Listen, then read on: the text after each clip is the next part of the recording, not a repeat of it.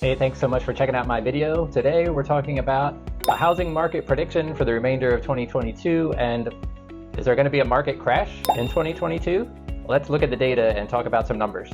And thanks so much for checking out this video. If you like this content, please remember to like, share, and subscribe. And I'll see you in future videos about the real estate market.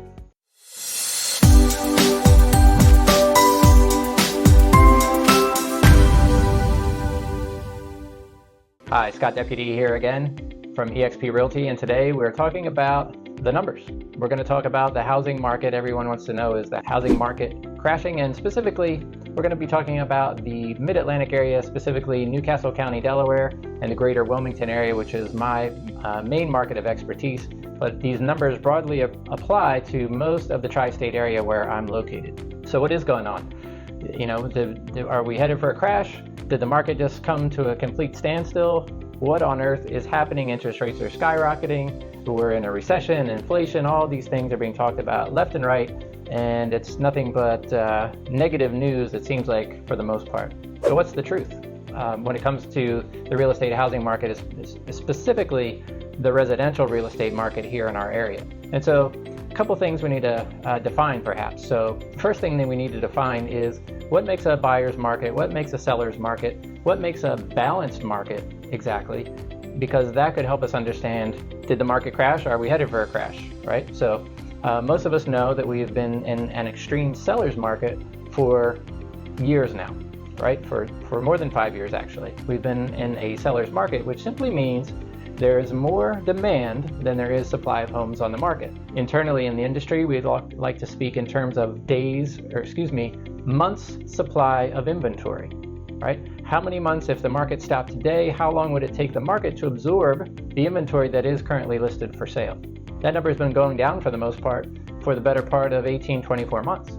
And as we reached summer of 2022, we were at a historical low of months of supply of inventory down to just a little over 1 month's supply. To give you some perspective on that, when we talk about sellers versus buyers market and balance, so a balanced market is considered to be about 6 months supply of inventory. If you have less than 6 months of inventory, you're in a seller's market. Of course, we're on the far extreme of that, having only a little over a month's supply of inventory in the market. And of course, as you go north of 6 months supply, that's when we lean into a buyer's market. In 2009 to 2012, for instance, we had way more supply in the marketplace than we had actual buyers. And so we were in an extreme buyer's market for most of that time. Since then, since 2012, we've really been transitioning into the seller's market, which has reached a little bit of a peak here by mid-2022. But getting back to the numbers, so as I just mentioned, we reached a historical low in months of supply of inventory in the Newcastle County marketplace and most of the surrounding marketplaces here.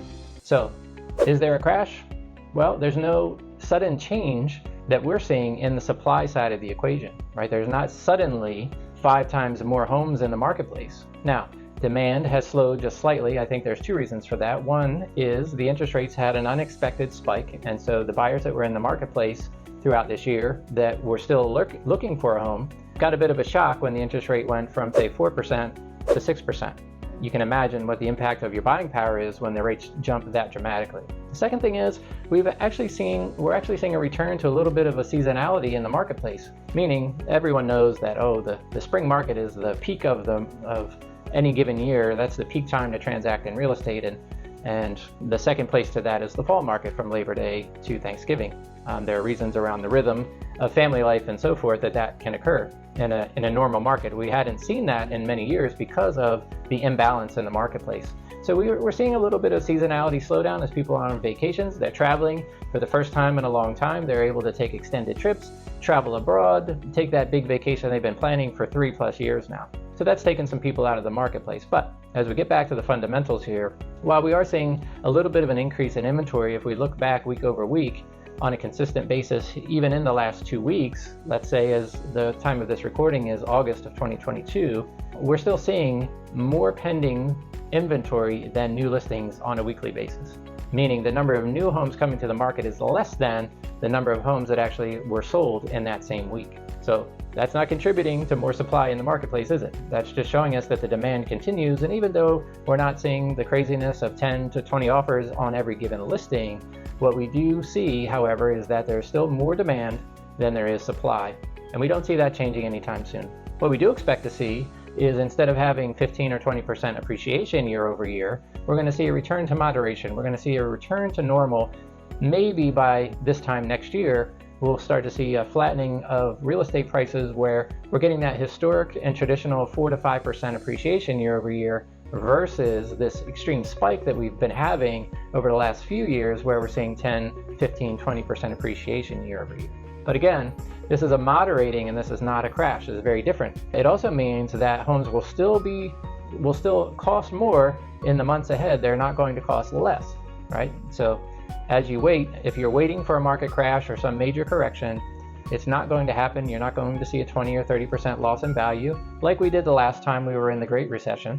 However, what you're going to see is just year-over-year appreciation calming down, getting back on pace with its normal historical averages, and that's vastly different than a housing market crash. So I hope this is helpful. Maybe this helps you understand a little bit more about what's happening today, and as we enter the end of the third quarter, going into the fourth quarter of 2022.